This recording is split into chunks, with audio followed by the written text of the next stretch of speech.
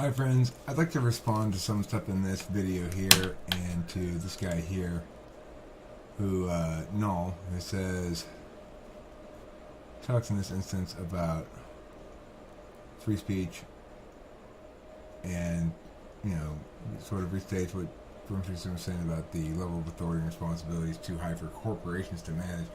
I don't think that's what he's saying. I think it's not too high, it's just, it's not in the best interest of the ecosystem, so to speak. But there are multiple ecosystems in conflict here, so that's why we typically shouldn't use interest. I want to discuss what he just says here, though.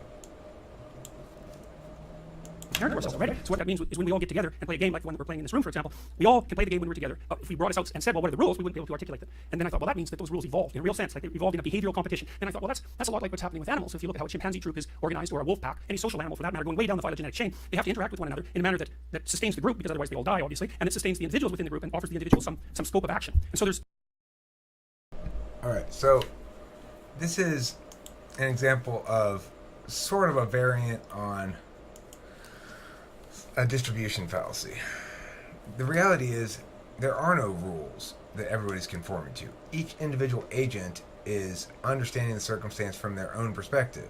And while there are standards that they can appeal to within themselves in making decisions about how to behave, how to dress, how to whatever, the fact that we can't articulate a single set of rules is not because they've evolved, but because there isn't a single set of rules. It's every individual bringing into that circumstance the same, a unique interpretation of interactive vectors, right? And how they're going to bring that, what kind of interpretation they have, and what they're going to bring to the table regarding that is very much contingent on cognitive function preferences. So, like, if you're FE in a tool function or in a dominant function, you're going to be very concerned about the social success of yourself and your friends and whatever. If you go into a circumstance like a place with that tends to be a lot of that kind of judgment flying around, and your TE second function and your FE polar, then there's a decent chance you're going to be seen as weird, awkward, undesirable, undesired, whatever. Okay, so that's the risk of this sort of evolutionary frame. It's actually a pretty textbook example of distribution fallacy. The reality is there are no rules. There is no set of rules. It's not that the set of rules evolved. Every individual appeals to individually their own metrics, and what ends up happening is what emerges from that chaotic and fundamentally irreducible interaction vector. It's not because it's served a purpose for the group, it's because it served a purpose for each individual. And if we shift the focus around, we'll get it wrong, as I think he does here.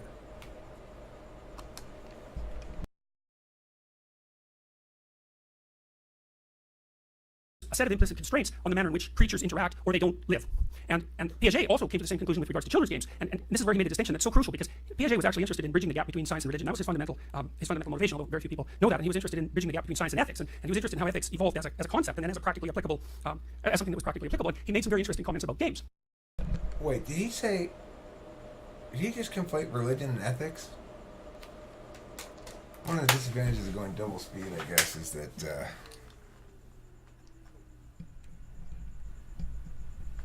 all right, let's see what he said. Scope of action. And so there's a set of implicit constraints on the manner in which creatures interact or they don't live. And Piaget also came to the same conclusion with regards to children's games. And this is where he made a distinction that's so crucial, because Piaget was actually interested in bridging the gap between science and religion. That was his fundamental motivation, although very few people know that. And he was interested in bridging the gap between science and ethics. And he was interested in how ethics evolved as a concept and then as a practically applicable. That's not, ethics are not part of religion. As something that was practically applicable. He made some very interesting comments about games. And he said, well, look, what constitutes a good game? Well, one rule is everybody plays voluntarily.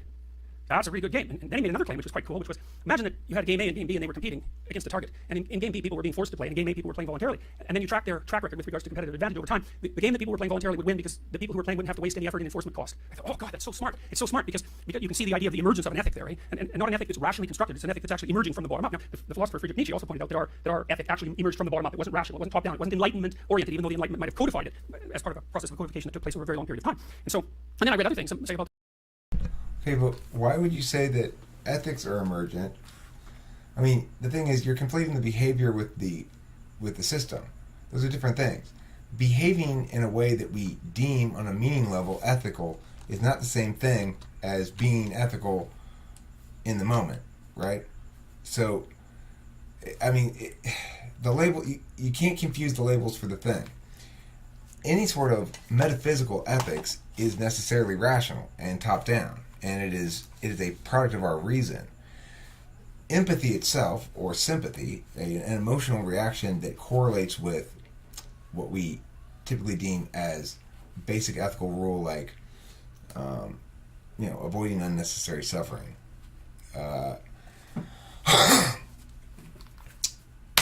That's maybe an emergent phenomenon, but that doesn't mean ethics are, because in fact ethics are a more sophisticated understanding of human morality. It might be necessary in the interest of justice that somebody suffer, and that's a higher morality than simply being nice all the time to everybody. Let's see what else he has to say. So far, tough to call. So you'll note he started off with saying that something that was something that's actually emergent was reducible, namely the rules of a social interaction. And then he said something that's actually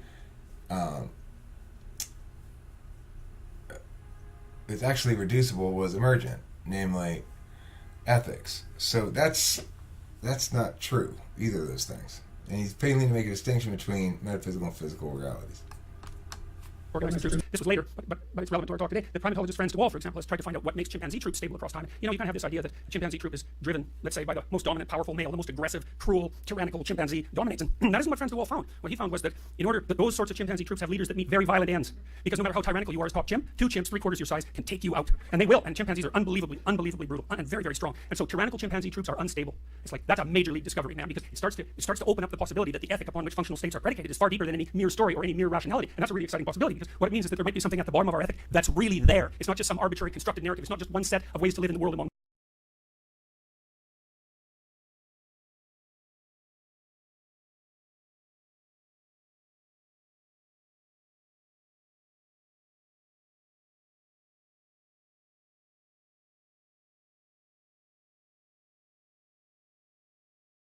I may have to stop watching this because the implicit dismissal there of logic as an adequate justification for determining statuses of argumentation is offensive. It's deeply offensive. It's like, you don't need empirics for things to be real. All good, true ideas began without any empirics.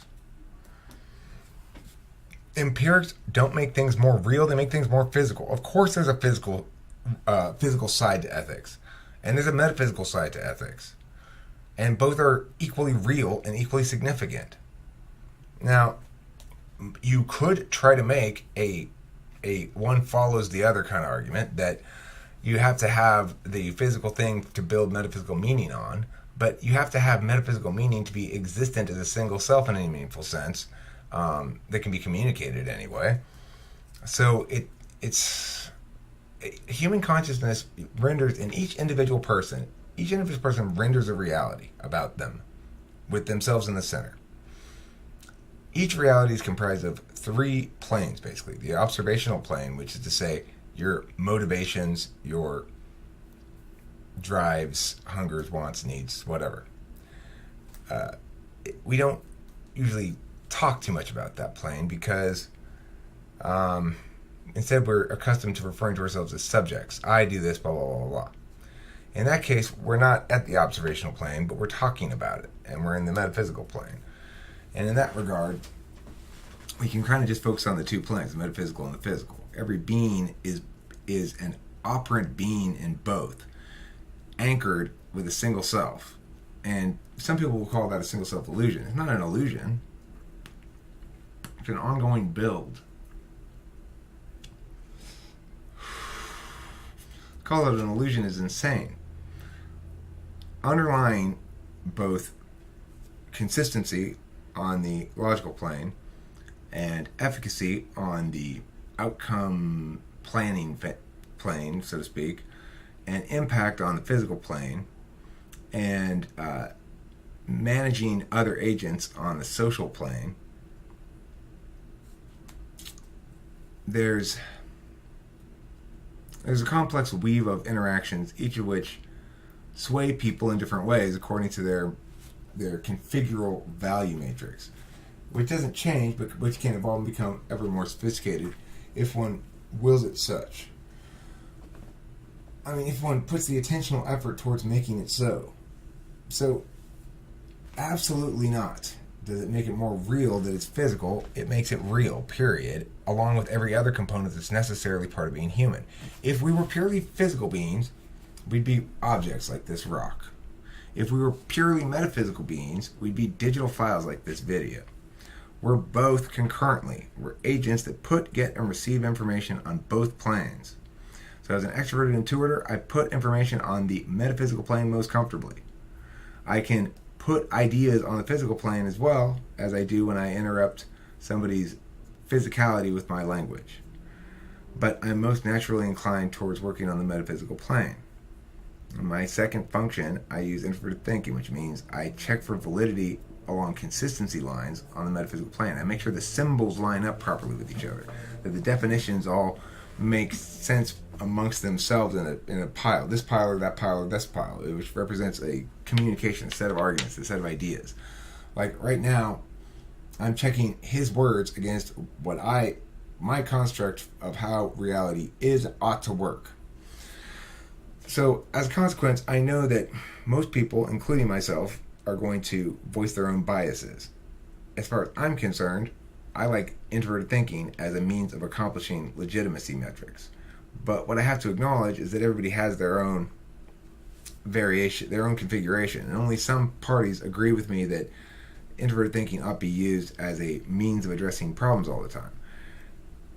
However, that's the problem he's having. He's not aware of that.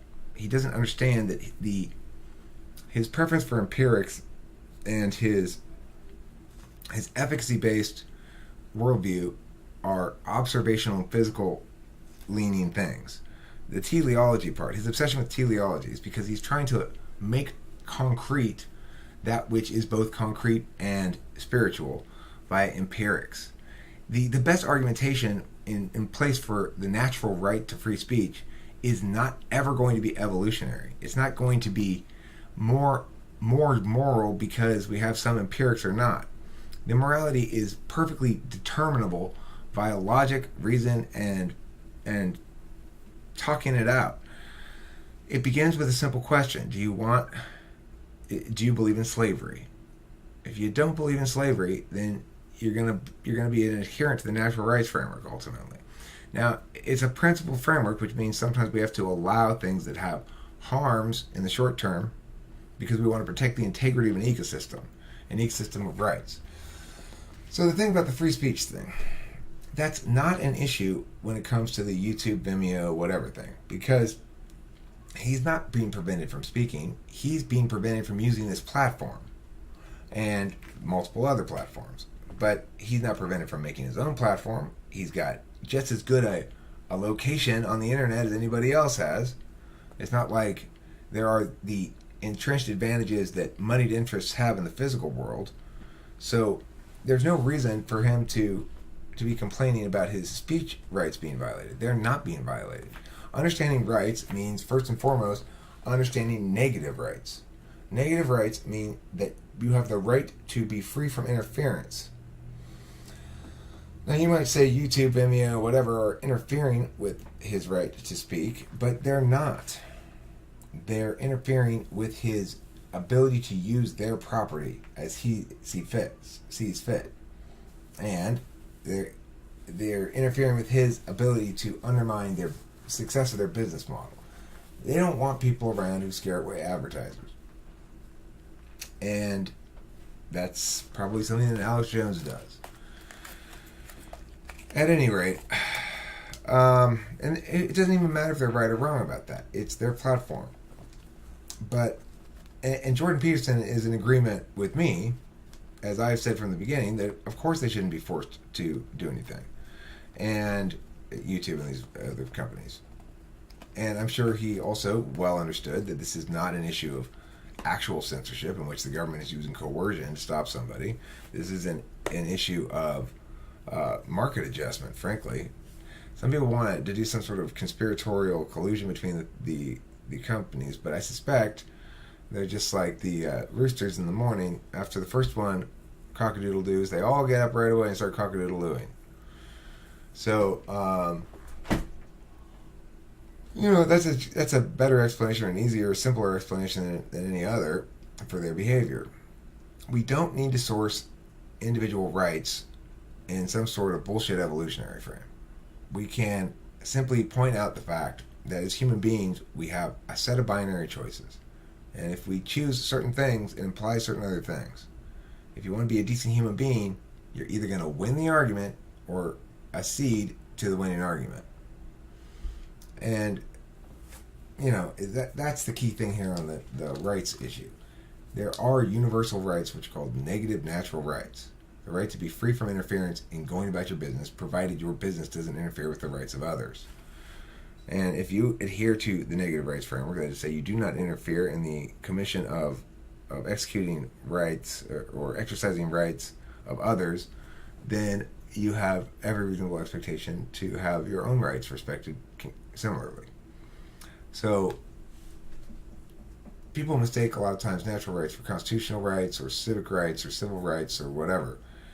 Constitutional rights are, well, there are many, but the named ones are specific prohibitions against government action in certain areas. And that's a constitutional right because the Constitution creates and guarantees it.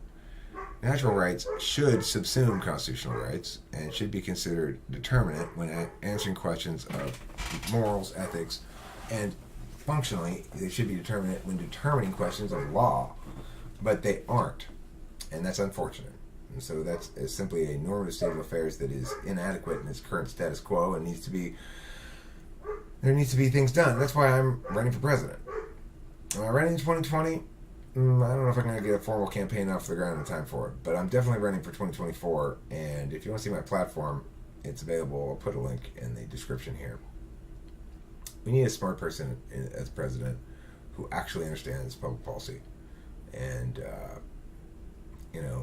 hearing Jordan Peterson knock a couple foul balls off in this video here and end up kind of limply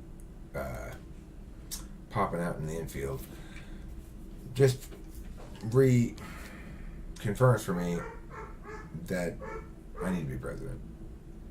I understand public policy better than anybody I've ever encountered. I know what the correct policies are, and I know why. And I'm willing to explain everything to anybody who wants to know. I'm not going to be obfuscating what I'm going to do or try to get away with not actually having policy prescriptions or whatever. I got a full playbook of shit to get done. I know how I'm going to do it. I know what I'm going to do it. I know why I'm going to do it. And I can answer anybody's questions about anything. Any policy question you have, I can answer it. With good reason.